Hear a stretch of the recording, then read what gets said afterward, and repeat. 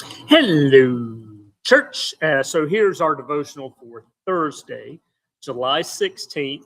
Today we conclude chapter 4 and go to chapter 5, verse 1 to complete this section that Weems identified. So we're backtracking a little bit here just for introductory purposes.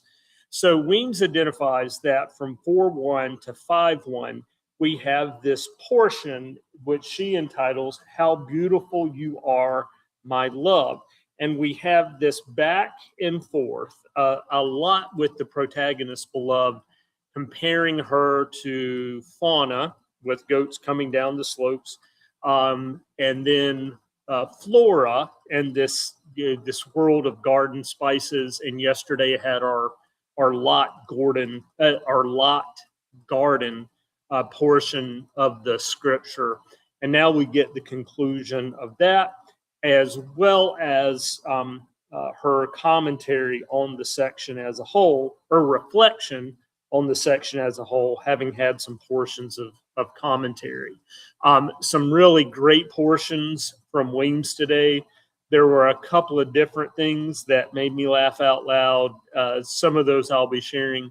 But she also gets into some really intriguing aspects of conversation on spirituality, on our bodies, and then how we relate to those things, which has been coming up for me. And I think I've shared in a couple of different places some of the portions coming out of Richard Rohr's Breathing Underwater, and also our study on Schwenkfeld, the importance of discipline, but then how we live in that Christian freedom, and the degree to which this will come up in our study on Romans. I think, if not this week, coming up fairly soon. And here's this part of the story. I normally give Leslie the scripture focus and the sermon title. And for a particular week in our Roman studies, I said, okay, the sermon title is one word, and that one word is flesh. And her immediate reaction was, oh boy. This trick or this tension for us that is defined, that when we think of that, sometimes the word is used as carnal or flesh part. The phrase that Schwenkfeld would use is the old man or old person, before we came into Christ. But this struggle between recognizing ourselves as creations of God, but also realizing ourselves as people with temptations and struggles and lust and, well, just stuff we need to be working on that ain't godly. And then how we hold those together. What Rohr argues is that the word that we translated from the Greek as flesh was unfortunate, because we took on some of these images and attitudes towards what it means to be human and living in a body, that were taken too far. So, but that's a sermon for another time.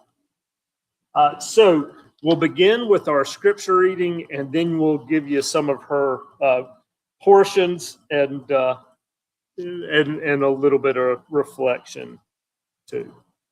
Beginning at verse 16 of chapter 4. Awake, O north wind, and come, O south wind. Blow upon my garden, that its fragrance may be wafted abroad.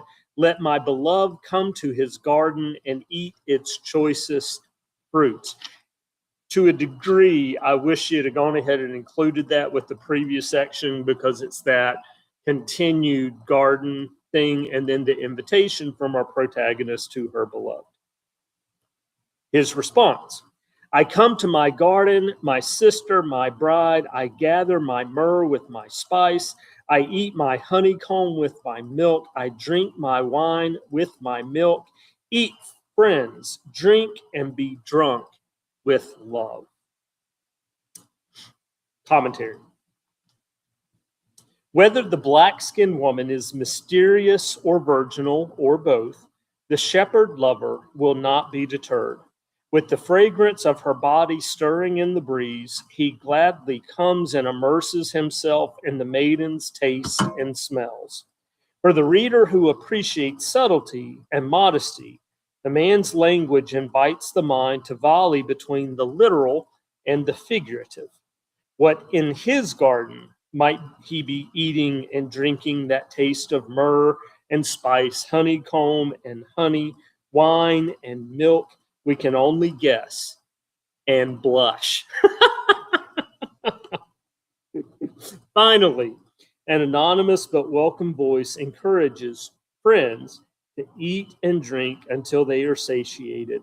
Taste your fill of love, the anonymous voice admonishes.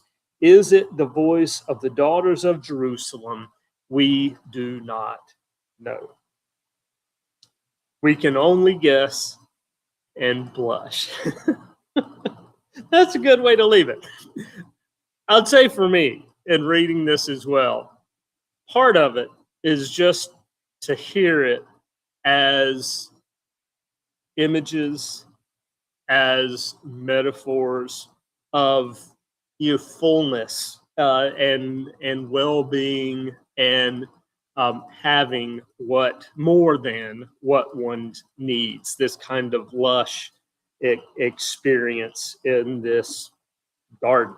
A reminder back to Weems' former commentary about some of the feminist theologians uplifting this as, my words, a corrective to the Garden of Eden story and kind of this reestablishment of our true selves. A couple more things in her reflection on the overall section. It is curious to note that a book that on the surface seems to celebrate human sexuality and luxuriate in the female body would come to be interpreted over the centuries by some parts of Christendom as a tract for renouncing fleshly passions. Little pause there in case you need some context. So when we talked about the book, even though it didn't mention God being included, the reason for a lot of those early folks was taking this as a book about our relationship with God.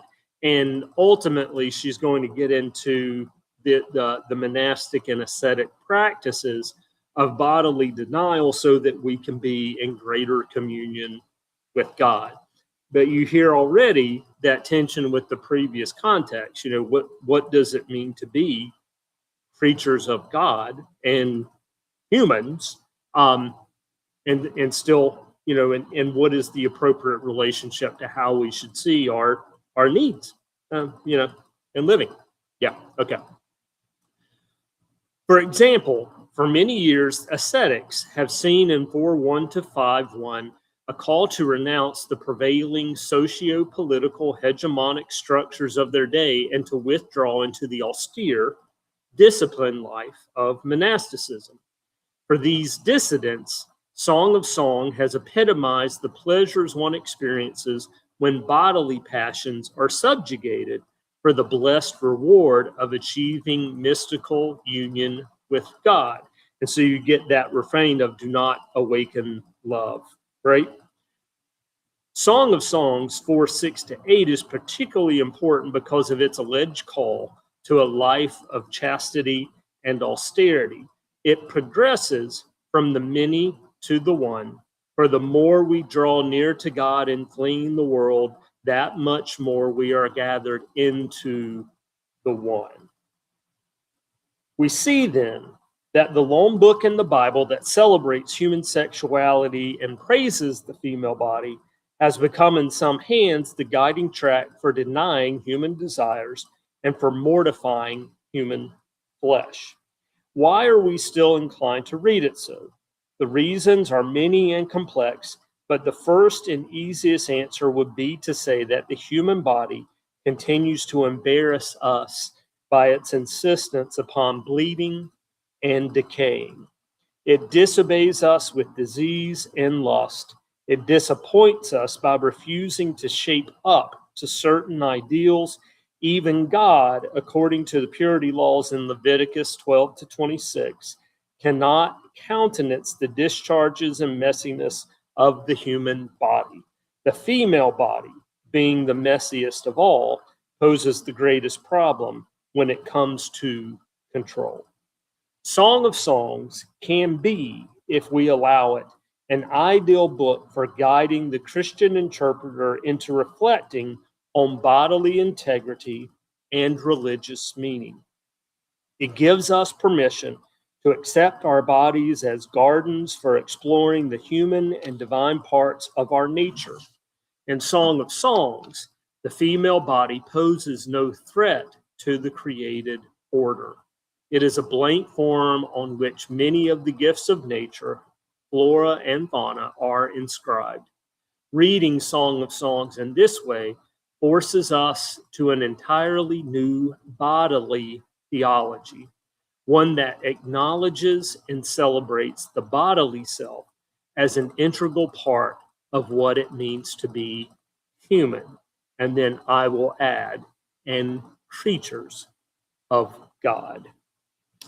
Maybe it's just me that finds that intriguing, but hopefully you caught that and that made some sense, and how we continue to balance these aspects of who we are as children of God, just as we are. So, all right, that's it for today. We'll be back with you for our Friday and Saturday devotionals, and we will catch you then. Have a great day.